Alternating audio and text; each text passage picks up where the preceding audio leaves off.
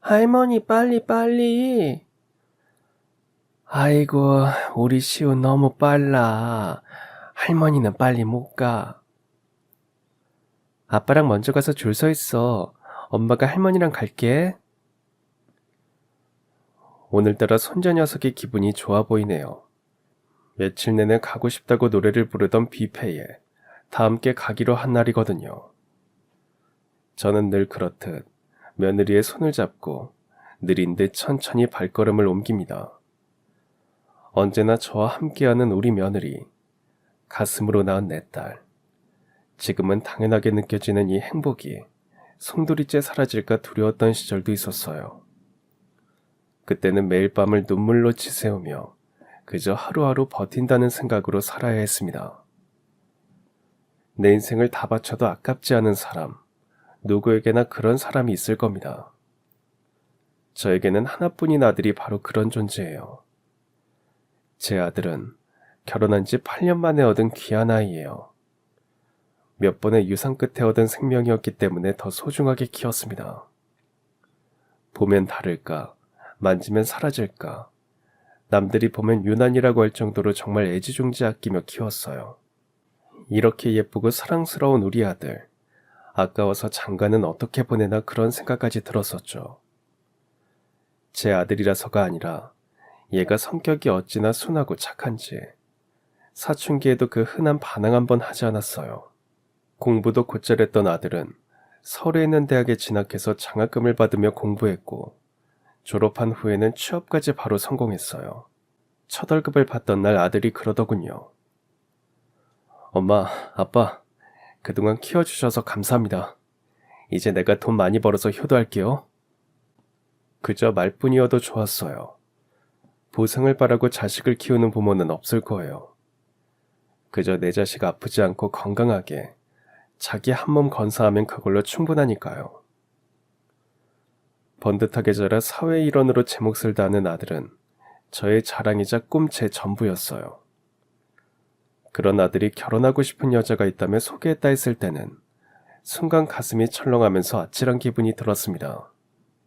이런 날이 올 거라고 당연히 생각했지만 아들도 자신의 가정을 꾸리고 사는 게 너무 당연한 일이지만 섭섭하고 허전한 마음이 드는 건 어쩔 수 없었어요. 아들의 여자친구를 소개받는 날, 속으로 얼마나 걱정을 했는지 모릅니다. 우리 아들 짝으로 눈에 차지 않으면 어떡하지? 내 마음에 들지 않으면 어떻게 해야 되나? 우리 아들 성격이 워낙 순해서 기센 여자는 힘들 텐데 순진한 우리 아들을 꼬신 여자가 누굴까? 마음속으로 남몰래 오만 가지 생각을 하는데 현관문이 열리고 아들의 여자친구가 나타났어요. 어떤 사람일까? 저도 모르게 눈에 힘을 주고 쳐다봤죠. 앳된 얼굴의 아가씨가 저를 보고 활짝 웃으며 인사를 하는데 복잡했던 생각들이 한순간에 날아가더라고요. 참 신기했어요. 화장기 없는 수수한 얼굴은 어찌 저리 빛이 날까? 이야기를 나누면 나눌수록 제 마음에 쏙 들었어요. 외모는 순둥순둥 착해 보이는데 말은 또 어찌나 똑부러지게 잘하던지.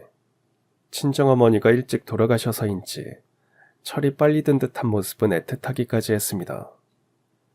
남편은 처음부터 마음에 드는 걸 숨기지도 않더군요. 아가아가 하며 챙겨주는데 겉으로는 말리는 척했지만 그 모습이 제법 보기 좋았습니다.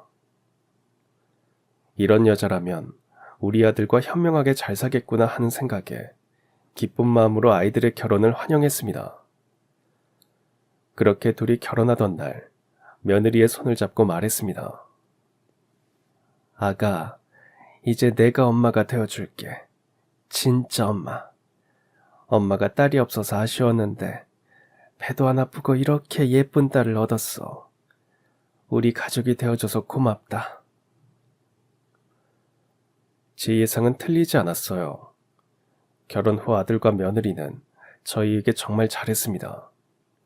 집도 30분 거리에 얻어서 주말이면 남편과 저를 데리고 이곳저곳 구경도 시켜주고 맛있는 게 있으면 싸들고 와서 함께 먹으면서 우리는 점점 더 가까워졌어요. 알아서 챙겨주는 아이들에게 너무 고마웠지만 늙은이들 신경 쓰느라 자기들끼리 놀고 싶은데 억지로 하는 건 아닌지 걱정이 되더군요.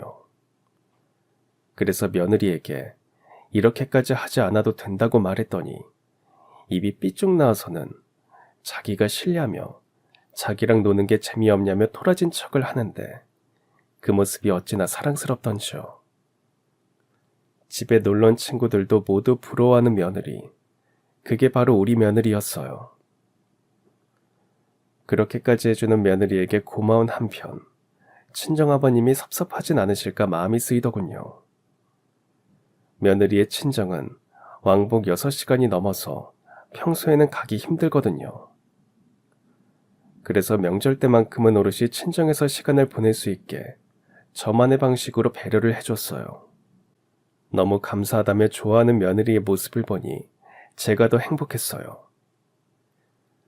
어느덧 아이들이 결혼한 지 1년이 지났고 우리 집에는 아주 큰 기쁨이 생겼습니다.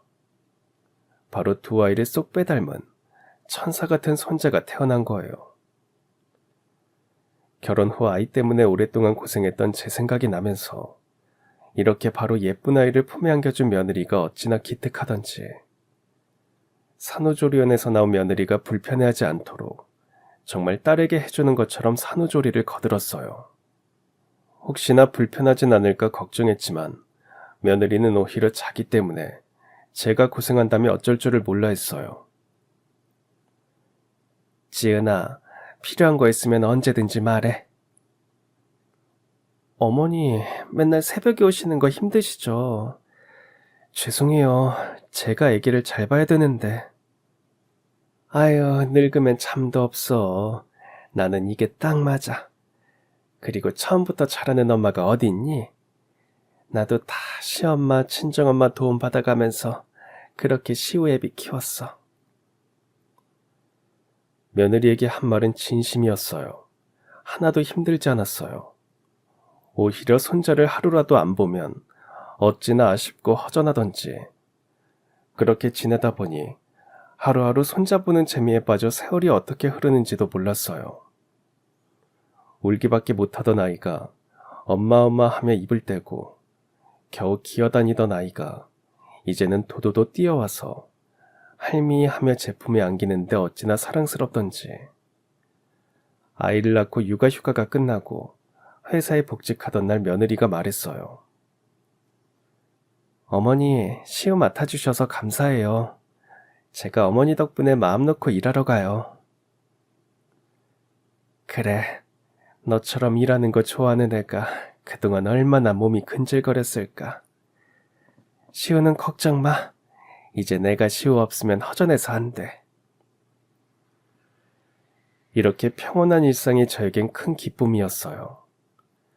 그저 우리 손자 자라는 모습을 최대한 더 오래오래 보고 싶다는 그런 바람뿐이었죠. 하지만 불행은 갑자기 찾아온다고 했던가요. 이 행복에 완전히 마음을 놓아버린 순간 예상치 못한 곳에서 불행이 다가왔어요.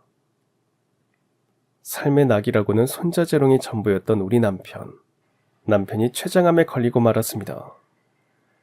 진단을 받기 전까지 남편에게 병이 있을 거라고는 전혀 생각도 못했기 때문에 췌장암 말기 판정을 받았을 때는 세상이 무너지는 것 같았어요. 도저히 이 사실을 믿을 수가 없어서 다른 병원에도 가봤지만 결과는 변하지 않았어요. 그렇게 발견된 병만은 이제 더 감출 필요가 없다는 듯 본색을 드러내며 남편을 괴롭히고 또 괴롭혔어요. 길면 6개월, 이미 전이까지 돼서 항암도 소용없을 거라는 말에 저는 주저앉고 말았습니다. 어쩔 바 모르고 정신을 나간 저를 붙잡아준 것도 아들과 며느리예요. 항암 치료를 할지 말지에 대해서도 많은 갈등과 고민이 있었지만 결국 나중에 후회하고 싶지 않아서 남편의 항암 치료를 결심했습니다. 어렵게 치료를 시작했지만 남편의 하루는 남들보다 빠르게 흘러가는 것 같았어요. 하루하루 달라지는 남편의 모습, 음식도 제대로 먹지 못하는 모습을 보는데 어찌나 마음이 아프던지. 병원에서의 시간이 길어질수록 제 정신력과 체력은 점점 떨어졌어요. 아이들이 퇴근 후면 나서서 간호를 하고 주말에는 종일 남편 곁에 붙어 있었지만 저는 매일매일 지쳐갔어요. 그러던 어느 날 며느리가 아무렇지 않게 말을 꺼냈어요. 어머니, 저 내일부터 여기로 출근해요. 여기 오면 나 예뻐해주는 사람밖에 없는데 그래서 여기로 출근하려고요. 아, 이제 어머니가 나 월급 줘야겠다. 월급은 하루에 10번 사랑한다고 말해주기. 아니, 얘가 무슨 소리를 하는 거야. 애 낳고도 일하고 싶다고 그 고생을 해놓고 안 될 소리 하지 말어. 내가 네 속을 모르니? 아, 몰라요, 몰라. 이미 사표 던져버렸는데 못 물러요. 아유, 얘가 정말... 태훈이 너는 이걸 그냥 보고만 있었어? 아니, 가위바위보 내가 져가지고 이긴 사람 마음대로 하기로 했거든요. 아유, 이게 장난이니? 얘들이 정말... 엄마는 반대야, 말했어. 제 반대에도 불구하고 다음 날부터 정말 며느리는 매일 제 아침 도시락을 싸서 병원에 왔어요. 설마 했는데 정말 사표를 낸 모양이었어요. 제 마음 편하게 해주겠다고 가위바위보니 이런 장난스러운 얘기를 했지만 전 알고 있어요. 그 누구보다 신중하고 오래 생각해서 결정했을 아이들의 마음을요. 사실 눈물이 날 정도로 고마웠어요. 그런데 미안함이 너무 커서 고맙다는 말을 제대로 꺼내지 못했어요. 점점 지쳐가는 제 모습이 아이들의 눈에도 보였던 거겠죠. 남편의 병세는 갈수록 심해지고 이게 맞는지 하루에도 수십 번 고민하는 저를 위해 며느리가 정말 큰 결심을 해준 거예요. 며느리는 매일 병시중을 들고 손자 함께 하루 종일 쫑알쫑알 웃음소리를 들려줬어요. 아이들의 이런 정성 덕분이었는지 남편도 힘든 치료를 잘 견뎌줬어요. 하지만 병 많은 남편을 기다려주지 않았어요. 남편은 결국 병원에서 얘기했던 6개월보다 딱 2개월을 더 살고 먼저 하늘로 떠났습니다. 아무것도 모르는 시호가 할아버지 언제 오냐고 찾을 때마다 가슴이 무너졌어요. 짧지 않은 시간 동안 남편의 병간호를 하면서 마음의 준비를 했다고 생각했는데 남편이 떠난 것을 받아들이기는 쉽지 않았어요. 남편이 떠나고 한동안은 납골당에 매일 찾아갔어요. 조용히 이야기를 하기도 하고 말없이 바라보기도 하고 이제 정말 남편이 옆에 없다는 사실을 깨달아갔죠. 그때도 며느리는 말없이 납골당 앞에서 저를 기다려줬어요. 그렇게 매일매일 찾아갔던 게 무리가 됐던 건지 제가 심하게 아팠던 적이 있어요. 단순한 감기로 시작했는데 체력이 약해진 탓이었는지 입원까지 하게 됐죠. 하필 아들이 출장을 갔을 때라 며느리가 혼자 저를 챙겨야 했어요. 며느리는 싫은 표정 하나 없이 지극정성으로 저를 간호했습니다. 어린 아들을 데리고 다니며 병간호하느라 잠도 제대로 못 자는 며느리에게 어찌나 미안했는지 모릅니다. 하루는 제가 잠든 줄 알았는지 밤에 몰래 눈물을 흘리며 우리 엄마 빨리 낫게 해주세요 하며 기도를 하는데 저도 못 참고 울어버렸어요. 제 울음소리에 깜짝 놀란 며느리가 놀란 눈으로 저를 쳐다봤어요. 눈이 마주친 우리 두 사람은 아이처럼 엉엉 울어버렸네요. 그날부터 우리 둘은 정말 모녀가 되기로 했어요. 아이들은 남편이 있을 때보다 집에 더 자주 왔어요. 아들이 출근하고 손자를 어린이집에 데려다 주고 나면 며느리는 늘 저희 집으로 왔어요. 매일 같이 밥을 먹고 근처 산책을 하고 장을 같이 보기도 하면서 혹시나 제가 쓸쓸해하진 않을지 살뜰하게 저를 살폈어요. 어머니, 저 맨날 여기 오는 거 너무 힘들어요. 아이고 참나, 누가 맨날 오래니? 나도 너랑 놀아주는 거 힘들어. 아니, 왔다 갔다 하는 게 힘들다고요. 그러지 말고 그냥 같이 살아요, 네? 아유, 나는 혼자 사는 게 편해. 나중에 나 못 걸으면 그때 생각해 볼게. 에휴. 남편이 떠나고 혼자 집에 있을 때면 어찌나 마음이 쓸쓸하던지 아이들의 학과 제안이 반가웠던 게 사실이었어요. 주변 친구들도 이참에 자연스럽게 합치라고 부추겼지만 어쩐지 그러고 싶지는 않았어요.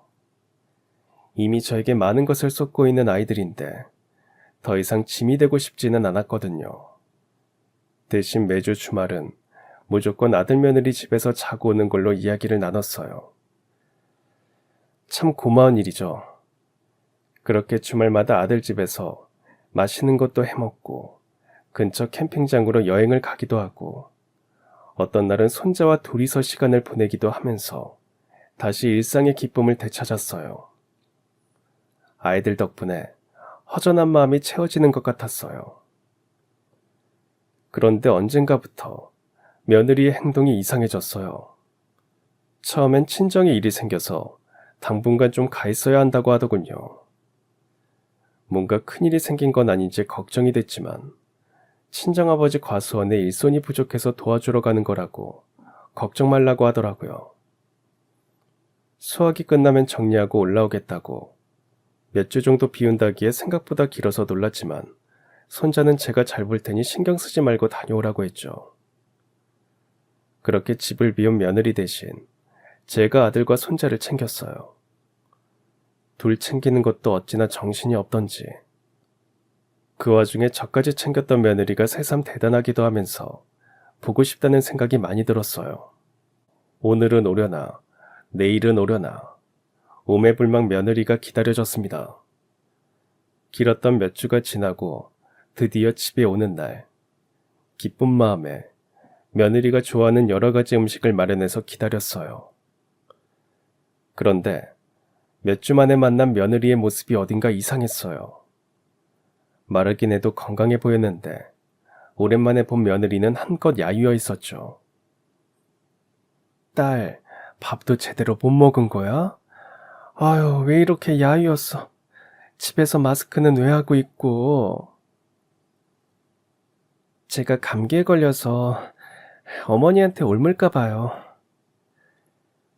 내가 너 좋아하는 거 많이 해놨는데 저것만 먹고 쉬지. 엄마, 이 사람 감기가 심하네. 좀 전에 약 먹어서 좀 자야 될 것 같은데 음식은 이따 일어나면 제가 먹일게요. 아이고, 얼마나 아픈 거야. 얼굴 좀 보자. 아니에요, 엄마. 감기 얼마. 일단 좀 재울게요. 아유, 아니다. 내가 눈치 없이. 오늘은 이만 가마. 친정 가서 얼마나 고생을 한 건지 비쩍 말라서 온 며느리의 모습을 보니 속상했어요.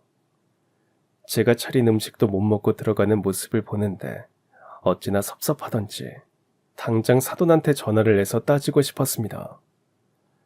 그래도 며느리가 집에 왔으니 이제부터 좋아하는 거 많이 해서 먹여야겠다 생각했죠. 그렇게 기다리던 월요일이 됐어요. 며느리가 올 시간에 맞춰 음식을 해놓고 기다리는데 이상하게 조용했어요. 손자를 어린이집에 보내고 도착할 시간이 됐는데 아무리 기다려도 오질 않더군요. 이상하다 싶은 와중에 며느리에게 전화가 왔어요. 어머니, 저 갑자기 일을 하게 됐어요. 일? 갑자기 무슨 일? 전에 다니던 회사에서 급하게 사람이 필요하다고 해서요. 너무 갑자기 결정된 일이라서 미리 말씀을 못 드렸어요. 죄송해요. 아니, 이렇게 갑자기. 네가 일을 하는데 뭐 죄송할 게 뭐 있니? 시우 어린이집은. 애비가 출근길에 데려다 줬어요. 시우 어린이집 끝나는 시간이랑 퇴근 시간이 맞아서 시우는 걱정 안 하셔도 돼요. 어머니, 점심 준비해 놓으셨는데 어째요? 아유, 아니다. 친구 불러서 먹으면 돼. 몸은 좀 괜찮고? 아유, 목소리가 아직도 안 좋네. 네, 괜찮아요, 어머니. 죄송해요. 저 일해야 돼서 먼저 끊을게요. 허무했어요. 며느리 온다고 들떠서 열심히 준비했는데 괜시리 섭섭하더라고요. 내가 아무리 며느리를 딸같이 생각한다고 해도 며느리에게 나는 시어머니일 뿐이구나. 괜히 이런 못난 생각이 났어요. 그래, 일해야지. 워낙 알아서 잘하는 아이니까 주말에 같이 시간 보내면 되지. 섭섭함으로 가득 찬 마음을 애써 감추며 저도 아무렇지 않은 척 지내기로 했습니다. 한동안 며느리는 점심에 전화를 걸어 제 안부를 챙겼어요. 그러다가 그마저도 할 시간이 없는 건지 문자를 보내는 것으로 바뀌었습니다. 제가 전화를 걸어볼까도 생각했지만 바쁜에 나까지 신경 쓰게 하지 말자. 그렇게 주말만 기다렸어요. 주말 아침이 되자마자 바리바리 음식을 챙겨 아들 집으로 갔습니다. 그런데 평소 같으면 제일 먼저 나와서 반겨줄 며느리가 보이지 않았습니다. 시엄마는 어딨니? 그게 친정에 일이 있어서 급하게 갔어요. 갑자기? 친정에 무슨 일이 그렇게 많니? 일손이 영 모자란가 봐요. 장인어른 고생하시는 거 보기 힘드니까. 그럼 너도 좀 같이 가지 그랬니? 회사 일도 시작해서 가뜩이나 힘들 텐데. 주말에 엄마 오시니까 엄마 챙겨드리라고. 아휴, 시엄마 요즘 많이 바쁘니? 전화도 통 없네. 네? 예, 뭐 아무래도 그렇죠. 할 말 있으면 저한테 전화해요, 엄마. 시엄마 진짜 바빠요. 처음에는 걱정되는 마음이 컸어요. 친정에 일이 얼마나 많은 건지, 평일에는 회사에서 일하고, 주말에는 친정에서 일하고, 쉬지도 못하고 고생할 며느리가 안쓰러웠어요. 그런데 전화까지 하지 말라니. 아들의 생각인지 며느리의 생각인지 모르겠지만 갑자기 선 긋는 그 말이 너무 야속했어요. 그렇게 평일에는 며느리에게 먼저 연락을 하지 않았어요. 그러다 주말이 되면 며느리를 볼 수 있겠다는 기대를 안고 집으로 찾아갔죠. 하지만 며느리는 이번에도 친정에 갔다며 집에 없었어요. 다음 주에도 또 다음 주에도 같은 일이 반복되자 이상한 생각이 들었어요. 얘가 혹시 나를 피하나? 내가 뭐 섭섭하게 한 거 있나? 평일엔 목소리 듣는 것도 힘들고 주말엔 아예 보이지 않는 며느리. 집안의 모습도 점점 엉망이 되어가는 게 보였어요. 저보다도 깔끔해서 집안을 정말 깔끔하게 치우는 며느리였는데 살림살이며 빨래며 청소며 며느리의 손길이 전혀 닿은 것 같지 않다는 생각이 들었죠. 그렇게 주말에 며느리가 집을 비운 지 한 달 정도 되었을 때 친구에게서 뜻밖의 소리를 듣게 됐어요. 순애야, 네 며느리 잘 지내고 있지? 그럼 잘 지내지. 우리 며느리 안부는 갑자기 왜? 아니, 나 토요일에 병원에 진료받으러 가는 길에 네 며느리 봤잖아. 근데 그게 병원 가는 길에 호텔 하나 큰 거 있잖아. 거기로 들어가더라고. 모자를 쓰고 있어서 순간 잘못 봤나 했는데 아무리 봐도 네 며느리가 맞는 거야. 토요일 낮에 호텔에 무슨 일이래? 친구의 말에 심장이 빠르게 뛰었습니다. 대충 아무렇게나 둘러댔지만 머릿속에 수많은 물음표가 떠다녔어요. 주말이면 친정에 간다고 했는데 호텔에 무슨 일로 간 거지? 아들은 알고 있는 걸까? 주말마다 집에 없는 며느리, 엉망이 된 집안, 뭔가 숨기는 듯한 아들의 모습. 설마 내가 생각하는 그런 일은 아니겠지. 떨리는 마음에 아들에게 바로 전화를 걸었습니다. 예, 시우엄마 말이야. 지난주에 친정에 간 거 맞니? 네, 맞아요. 갑자기 왜요? 아니, 내 친구 미자 있잖아. 걔가 호텔에서 시우엄마를 봤대. 너도 알지? 미자가 눈썰미가 보통이 아닌 거. 시엄마가 확실하다고 그래서. 아니에요, 엄마. 다 닮은 사람이겠죠. 미자 이모가 잘못 보신 거예요. 그래? 영 신경이 쓰여서. 너희 부부 별일 없는 거 맞지? 별일은요. 그런 거 아니라니까요. 엄마, 저 일해야 돼요. 끊을게요. 아들은 며느리가 아니라고 했지만 어쩐지 석연치 않았어요. 제 뱃속으로 낳은 아들인데 목소리만 들어도 무슨 생각을 하는지 모르겠나요. 분명 뭔가 숨기는 목소리였어요. 이 애들에게 대체 무슨 일이 있는 건지 답답한 마음에 며느리에게도 연락해봤지만 역시나 제 전화는 넘기고 한참 뒤에 문자만 오더군요. 결혼은 5년이 넘도록 정말 한결같았던 며느리였는데 아무 일도 없었는데 몇 달 사이에 완전히 딴 사람이 될 수는 없다고 생각했죠. 자꾸만 저를 피하고만 있으니 직접 얼굴을 보고 얘기할 수도 없고 그렇게 답답한 상태로 며느리와 제 사이에 점점 커다란 벽이 세워지는 것 같았어요. 더 이상 가만히 있을 수는 없었습니다. 아들에게 전화를 걸어 이번 주말부터 당분간 집에 못 간다고 이야기해뒀어요. 친구들과 주말마다 여행을 간다는 핑계를 대고 아들 집에 발길을 끊었습니다. 그렇게 2번의 주말을 보내고 3번째 주말이 되던 날 저녁, 저는 마음을 단단히 부여잡고 아들 집으로 향했습니다. 벨을 누르자 아들이 당황하더군요.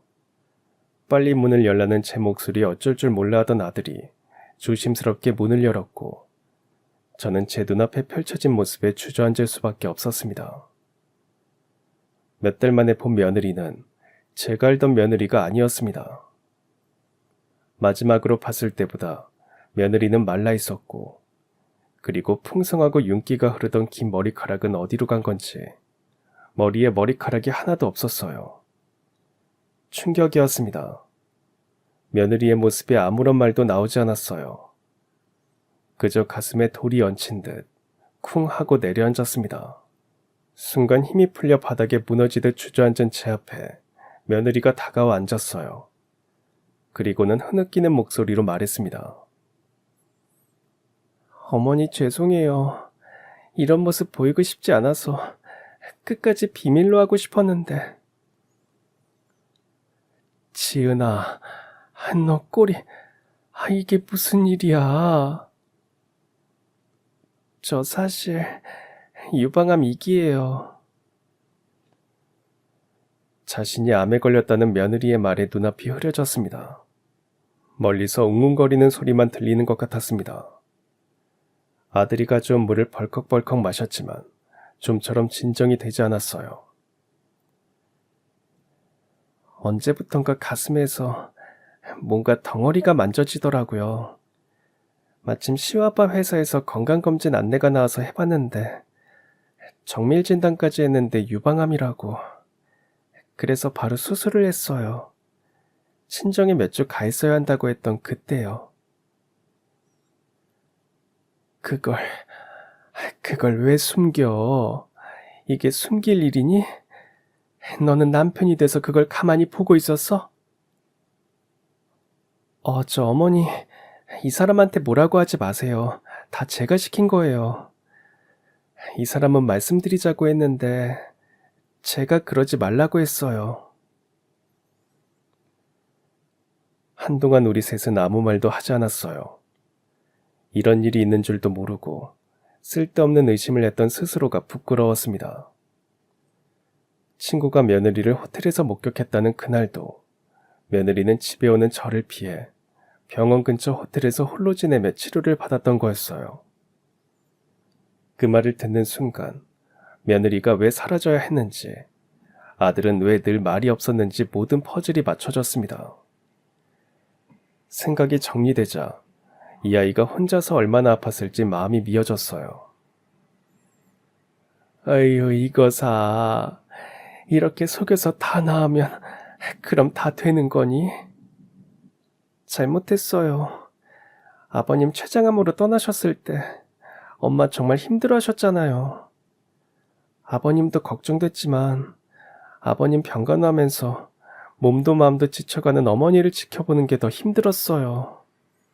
다시 일상 찾는 것도 힘들어하셨는데 이렇게 제가 암에 걸린 걸 알면 어머니 또 얼마나 힘들어하실까. 그 마음이 앞서서 그래서 그랬어요. 맞아요, 엄마. 수술하고 항암 치료 받으면 완치될 수 있다고 하니까 최소한 항암만이라도 끝나면 그때 말씀드리려고 했어요. 아무리 그래도 제가 끝까지 말씀드리자고 설득했어야 했는데 죄송해요. 아휴, 사도는 알고 계시니? 아니요, 걱정하실까봐 말씀 못 드렸어요. 아빠한테는 절대 얘기 못해요. 저희 아빠 저 아픈 거 알면 무너지실 거예요. 제발 아빠한테는 아무 말씀 하지 말아주세요. 울먹이며 말하는 며느리의 말에 아무 말도 할 수 없었습니다. 맞아요. 제가 아는 우리 며느리는 자신이 그렇게 아프고 힘든 와중에도 다른 사람을 먼저 생각하는 그런 사람이었어요. 수술 끝나면 항암 전까지 괜찮을 줄 알았는데 생각보다 힘들었대요. 태어나고 집에 오던 날, 저에게 억지로 숨기던 그 모습이 생생하게 그려지면서 아무것도 모르고 밥 먹으라고 했던 제 모습이 후회스러웠어요. 항암 치료 받으면 금방 나을 줄 알았는데 몸이 점점 더 안 좋아졌어요. 2회차 때는 머리가 빠지기 시작하더라고요. 이게 다 내 탓이다. 예쁘고 귀한 네가 우리 집에 시집와서 시아버지 병시중 들고 시어머니 챙긴다고 고생만 해서 그래서 병에 걸린 거야. 이게 다 내 탓이다. 어머니 그런 말씀 마세요. 그러실까봐, 어머니가 그런 생각하실까봐 말씀 못 드린 거예요. 그렇게 모든 진실을 알게 된 후 저와 며느리는 아이처럼 엉엉 소리내서 울어버렸습니다.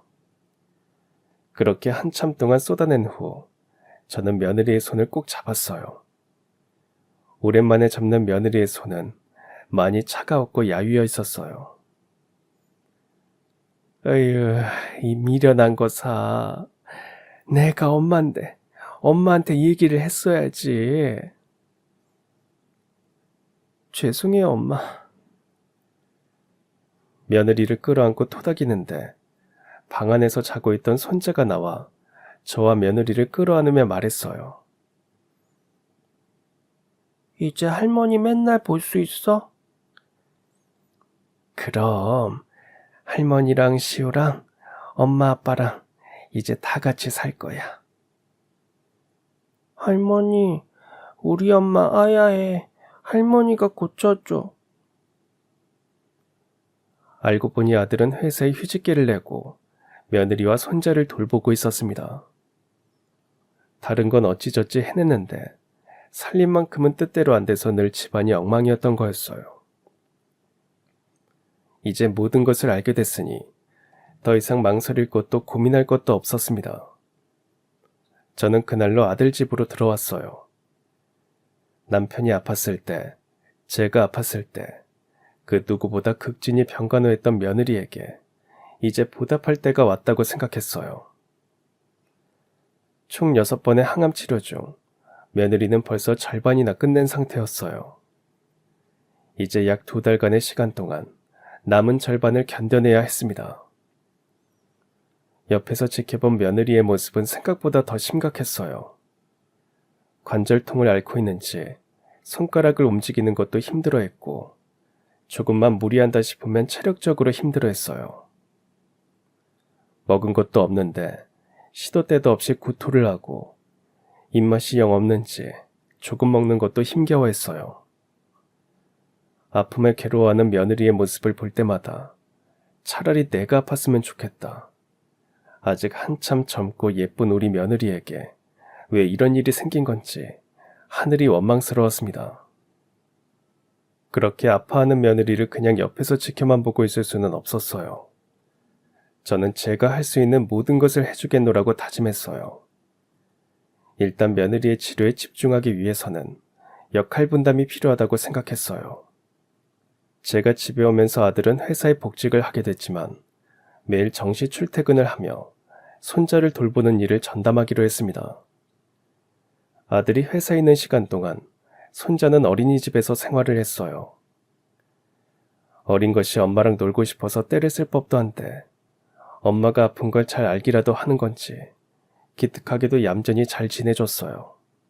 저는 거의 대부분의 시간을 며느리와 함께하며 며느리의 병간호에 힘썼습니다. 그러면서도 유방암에 대해 잘 알아야 된다고 생각해서 이리저리 수소문함에 정보를 수집했어요. 주변에 유방암에 걸렸던 사람이 있다고 하면 바로 연락해서 어떤 음식이 좋았는지, 어떤 약이 좋았는지, 치료는 어떻게 했는지, 평소에 어떻게 지냈는지, 하다못해 목욕물온도는 어땠는지까지 물어볼 수 있는 건 다 물어봤어요. 서툰 솜씨지만 인터넷을 찾아가며 유방암에 좋다는 건 다 메모하고 찾아다녔어요. 아들이랑 같이 틈나는 대로 영상도 찾아보고 시간이 날 때마다 관련 책도 읽으면서 유방암 전문가가 되겠노라고 다짐했죠. 그렇게 모은 정보들을 바탕으로 매일매일 식단표를 짜서 철저하게 식단 관리를 했어요. 그 외에 몸에 좋다는 건 꼭 찾아서 먹였고 병원에서 추천해준 영양제도 시간마다 챙기는 걸 잊지 않았어요. 며느리의 체력이 심각할 정도로 약해졌기 때문에 독한 치료를 버틸 수 있도록 체력을 키우기 위해 짧게나마 동네 산책을 함께 했습니다. 며느리는 힘들어하는 게 보였지만 시어머니의 정성을 거절할 수 없어 열심히 따라줬어요. 어떤 날은 자기도 모르게 짜증을 내기도 했지만 엄마의 마음으로 다그치기도 하고 달래기도 하고 그렇게 부대끼며 열심히 지냈어요. 그리고 4번째 항암 치료가 끝난 후 유난히 힘들어하는 며느리의 모습을 보니 마음이 아파서 며느리를 위해 선물을 준비했습니다. 아픈 것도 아픈 거지만 바뀐 외모 때문에 부쩍 우울해하는 것 같았거든요. 지은아, 이리로 좀 와봐. 자, 이거 열어봐. 이게 뭐예요? 세상에. 제가 준비한 깜짝 선물을 확인한 며느리의 눈에 눈물이 고였어요. 예전 우리 지은이 머릿결을 따라갈 수 없지만 가끔 기분 전환 필요할 때 이거 써. 엄마, 저 사실 머리 밀었을 때 얼마나 울었는지 몰라요. 가발을 살까 말까 고민 많이 했었는데 차마 제 손으로 못 사겠더라고요. 눈물이 그렁그렁한 상태로 제가 선물한 가발을 쓰는 며느리를 보면서 저도 눈물을 참느라 혼났어요. 비록 가발이지만 예전 자신의 모습이 생각나는지 활짝 웃는 며느리의 모습을 보니 가슴이 아려왔습니다. 며느리는 가발을 쓴 자신의 모습이 마음에 드는지 열심히 빗질을 하더니 예쁜 머리핀을 꼽기도 하고 머리띠를 하기도 하고 그 위에 모자를 써보기도 했어요. 어쩐 일로 사진을 찍어달라고 해서 며느리의 모습을 열심히 찍어줬습니다. 둘이 함께 셀카도 찍고 오랜만에 깔깔 웃으며 즐거운 시간을 보냈던 것 같아요. 며느리가 아프기 전에는 시도 때도 없이 찍었던 사진이었는데 정말 오랜만에 그때로 돌아간 기분이 들었습니다. 그날 퇴근한 아들에게 가발 쓴 모습을 자랑하는 모습은 영락없는 아가씨 같았어요. 제가 준비한 작은 이벤트 덕분에 온 가족이 행복했던 그날 손자를 재우고 있는데 아들이 조용히 손자 방으로 들어왔어요. 시우 엄마는 잠들었니? 네, 오늘은 금방 잠들었어요. 확실히 오늘 마음이 좋았나 봐요. 아야, 매일매일이 얼마나 힘들겠니?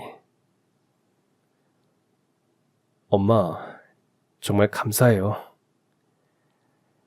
내 딸 내가 돌보겠다는데 네가 왜 유난이니? 저 사실 막막했어요. 지은이가 힘들어하는데 제가 해줄 수 있는 게 아무것도 없었어요. 저는 지켜볼 수밖에 없는 멍청한 남편이고 엄마한테 말씀도 못 드리지. 내가 헛똑똑이를 키웠어. 숨길 게 따로 있지, 응? 내가 지은이보다 너한테 정말 화가 많이 났었어. 아니? 네, 알죠. 근데요, 엄마가 그날 집에 갑자기 오셨을 때 사실은 속으로 안심하고 있었어요. 엄마가 우리 지은이 살려주실 것 같았거든요. 그래, 이 못난 놈아. 내가 다른 건 몰라도 우리 지은이 반드시 싹 낫게 만들 거야. 지금 가장 힘든 사람은 우리 시우 엄마야. 우리가 그 아픔이 가늠이나 되겠니? 우리 둘이 평생 지은이 책임져야 해. 엄마 힘들지 않게 제가 할 수 있는 건 다 할게요. 너는 우리 시우 잘 챙겨줘. 아휴, 이 어린 것이 엄마랑 얼마나 놀고 싶겠어. 시우가 엄마 빈자리 느끼지 않게 잘 채워줘. 사실 나이 60 중반에 몇 달 동안 며느리 병시중을 든다는 게 힘들지 않다면 그것도 거짓말이겠죠. 체력적으로 힘든 날도 있었지만 제가 꼭 낫게 해준다고 약속했기에 저는 지칠 수 없었어요. 아픈 자식을 둔 부모라면 제 마음 다 이해하실 거예요.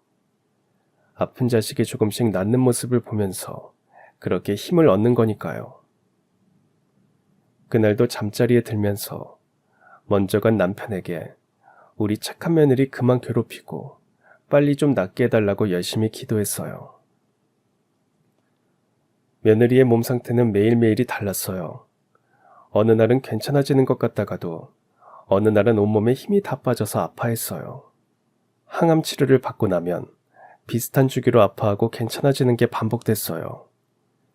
면역력이 떨어진 탓인지 구내염을 달고 살았고 몸은 어찌나 건조해지는지 천연 오일을 구해서 수시로 발라줬어요. 화장을 안 해도 고왔던 피부였는데 자꾸만 생기는 트러블에 며느리가 투정 부릴 때마다 항암만 끝나면 다 돌아온다고 달래주는 것도 제가 매일 하는 중요한 일 중 하나였어요. 며느리가 항암 치료를 받고 오면 2주 정도는 먹는 것도 힘들어해서 그나마 잘 먹는 동치미가 떨어지지 않게 참 열심히도 담갔습니다. 오죽하면 야채 가게 아저씨가 어디 자기 모르게 장사하냐고 할 정도였어요. 다음 항암 치료까지 입맛이 있는 기간이 얼마 안 되기 때문에 조금이라도 입맛이 돈다 싶으면 전투하듯이 먹였던 것 같아요. 항암 치료 횟수가 끝나갈수록 괜찮아질 줄 알았는데 나중에는 다리에 부종까지 심하게 생겼어요. 다리가 땡땡 부어서 조금 걷는 것도 힘들어하기에 약도 챙겨 먹이고 아들 시켜서 열심히 주무르게 했습니다. 주변에선 이런저를 보고 지극정성이라고 세상에 어느 시어머니가 그렇게 병시중을 드느냐고 그러다 제가 병이 나겠다고 적당히 하라고 만류하기도 했어요. 우리 며느리는 정말 복받았다고 평생 저한테 은혜 갚아야 된다고 그런 소리를 하기도 했지만 저는 그럴 때마다 며느리가 저와 남편에게 줬던 사랑과 희생을 갚는 것뿐이라고 며느리의 정성에 비하면 아직 한참 못 미친다고 말했어요. 그리고 그렇게 손꼽아 기다렸던 마지막 항암 치료 날이 찾아왔어요. 고통스러운 날들 속에서도 오늘을 기다리며 버텼던 것 같아요. 마지막 항암 치료를 받을 때까지 우리는 매일매일을 치열하게 살았어요. 며느리가 몸속의 병마와 싸우는 동안 저는 옆에서 열심히 전력 보충을 해줬습니다. 오늘로써 다 해치우는구나. 비장한 마음까지 들었습니다. 며느리가 치료를 받으러 들어가고 저는 유방암 책을 꺼내 읽으려는 제 책을 본 건지 옆에 있던 분이 말을 걸었어요. 저 따님분도 유방암이에요? 저도 유방암이거든요. 세상에 몇 기예요? 2기요. 저는 선항암부터 해야 한다고 해서 진료 다시 기다리고 있어요. 네, 우리 딸은 수술받고 오늘이 마지막 항암이에요. 우와, 정말요? 저는 아직 시작도 못했는데 부럽네요. 항암 많이 힘들죠? 사람마다 다르겠지만 힘들 거예요. 아가씨도 우리 딸이랑 비슷한 또래 같은데 잘 이겨낼 거예요. 힘내요. 감사합니다. 저도 엄마랑 같이 올 걸 그랬나 봐요. 조금 무섭네요. 며느리 또래의 유방암 환자를 보니 영 신경이 쓰였어요. 그래서 기다리는 동안 제가 터득한 이런저런 정보들도 전해줬어요. 꼭 낫길 바라는 마음을 담아서요. 그 환자가 진료를 받으러 떠나고 며느리의 치료가 끝날 시간이 다가오자 아들과 손자가 도착했어요. 엄마, 뭐 좋은 일 있어요? 왜 웃고 있어? 어? 아니 글쎄, 내가 지은이랑 닮았나 봐. 아까 그 환자가 저랑 며느리를 모녀 사이로 봤던 게 내심 좋았나 봐요. 아들이 오자마자 주저리 자랑을 늘어놓았습니다. 아들은 장난으로 섭섭하다는 표정을 지으며 자기는 이제 엄마가 없다고 했지만 저는 마냥 기분이 좋았어요. 애들이 도착하고 얼마 지나지 않아 며느리가 약속한 장소로 걸어왔어요. 어딘가 지쳐 보이는 모습으로 나왔던 며느리는 우리를 발견하자 환하게 웃었습니다. 우리 가족은 말없이 서로를 안아줬어요. 토닥이는 손길 속에 많은 말을 담아봅니다. 그동안 얼마나 마음 졸이며 아파했을지, 시어머니 신경 쓰느라 아플 때 아프다고 말도 못했을 우리 귀한 며느리. 지치지 않고 버텨줘서 고맙다고, 씩씩하게 이겨내줘서 장하다고. 그렇게 마음을 담아 토닥이는데 며느리가 말했어요. 엄마, 저 엄마 없었으면 이렇게 못 버텼을 거예요. 엄마가 제 은인이에요. 아휴, 우리 지은이 정말 장하다. 기특해 아주. 우리 며느리, 아니 내 딸, 말도 어쩜 이리 예쁘게 할까요? 수술부터 항암까지 6개월이 넘는 시간 동안 암과 싸우면서 우리 가족은 더 끈끈해지고 단단해졌어요. 항암 치료를 끝으로 모든 게 끝이면 좋았겠지만 이제 방사선 치료가 남아있었어요. 5주 동안 매일매일 병원에서 방사선 치료를 받아야 했죠. 방사선 치료는 항암과는 또 다른 어려움이 있었어요. 매일 피곤해했고 피부는 햇볕에 탄 것처럼 따가워했어요. 늘 그렇듯 저는 의사 선생님이 추천해 주신 음식과 영양제를 까먹지 않고 꾸준히 챙겨줬어요. 그리고 산책도 빼먹지 않았어요. 오늘 10분 걸었으면 내일은 15분, 그 다음 날은 20분. 이렇게 매일매일이 쌓이니 며느리의 체력도 눈에 띄게 좋아졌어요. 엄마, 나 이제 엄마 없으면 못 살겠다. 그쵸? 내가 우리 딸내미 때문에 죽지도 못하겠어. 저 다 낳고 밀린 효도 몇 배로 받아야 되니까 오래오래 건강하게 사셔야 돼요. 그 효도 다 받으려면 대체 얼마나 살아야 되는 거야? 방사선 치료 끝나고 저 체력 좀 생기면 우리 그동안 못 간 캠핑 가요.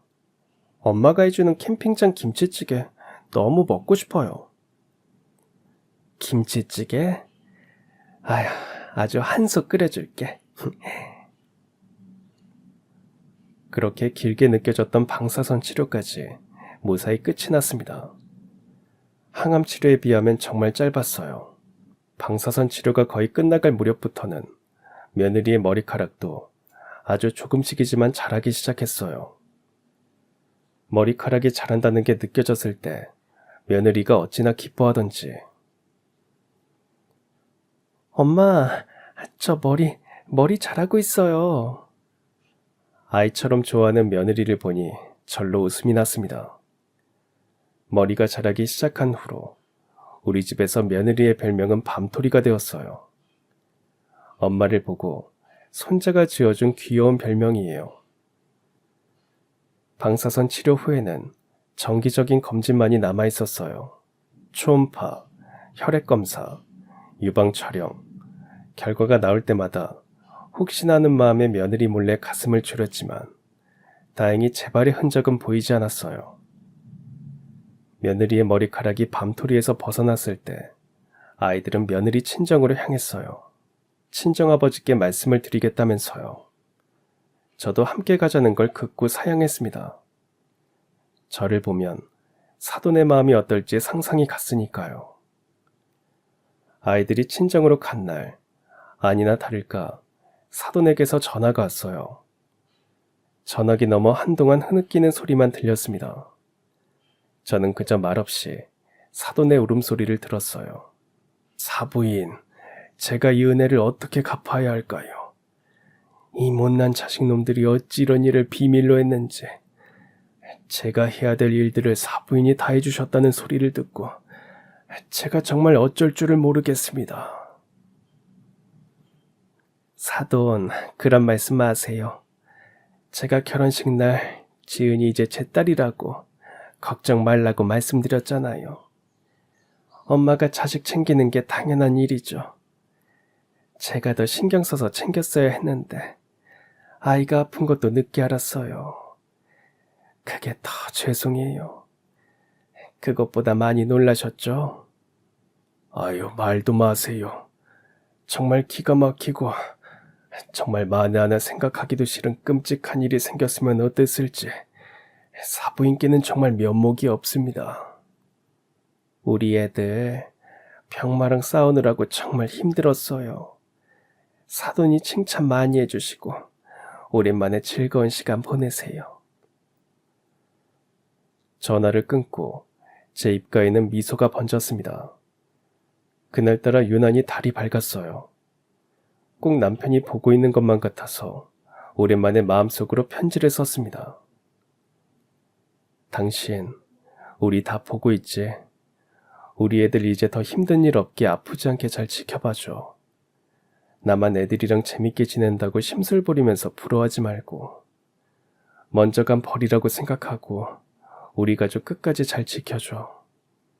그렇게 하루하루 지내다 보니 며느리의 머리카락은 제법 길게 자랐고 어린이집에 다녔던 손자는 초등학생이 되었어요. 남들이 보기에 우리 가족이 평범해 보이겠지만 유방암에서 완전히 벗어난 일상은 아니었어요. 아무렇지 않게 일상을 보내다가도 정기 검진 날이 되면 긴장된 마음으로 병원에 방문했어요. 안심하고 긴장하는 날들이 몇 년 동안 반복됐어요. 어느덧 병원에 다닌 지 5년이라는 시간이 흘렀어요. 마침내 의사 선생님의 입에서 그토록 듣고 싶었던 말을 듣게 되었습니다. 그동안 고생 많았다고 완치로 봐도 좋다는 말이 나왔을 때는 저도 모르게 눈물이 나왔어요. 병원을 나서는 길, 저와 며느리는 서로를 끌어안고 한참을 울었습니다. 아들도 처음으로 눈물을 보였어요. 저한테 티는 안 냈지만 아들도 정말 힘들었겠죠. 이제는 울어도 된다고 생각했는지 저와 며느리를 안고 눈물을 흘렸어요. 제가 오늘 흘린 이 눈물은 기쁨의 눈물이에요. 암에 걸려 아파하던 며느리를 처음 발견했던 그날 흘렸던 슬픔의 눈물은 이제 더 이상 없을 거예요. 아, 참. 좋은 날 왜 다들 울어요. 웃어야지.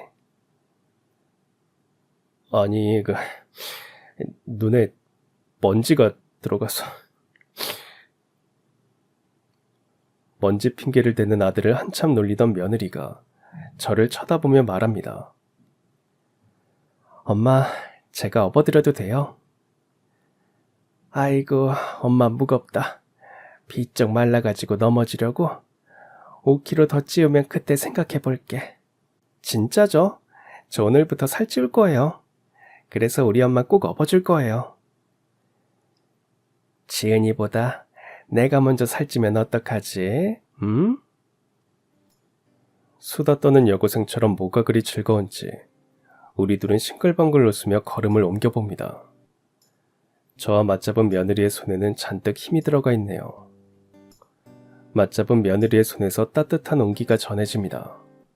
뒤에서 질투하는 척 투덜거리는 아들과 손자의 소리가 꼭 듣기 좋은 노래같이 느껴지네요. 인연이라는 게 참 신기하죠. 우리의 인연은 가족에게 닥친 위기 속에서 더 강해지고 단단해졌어요. 피보다 더 진한 소중한 마음으로 이어진 가족의 인연을 평생 지키며 잘 살아가겠습니다. 그럼 지금까지 사연 들어주셔서 감사합니다. 사연이 재밌으셨다면 구독과 좋아요 부탁드려요. 감사합니다. 안녕히 계세요.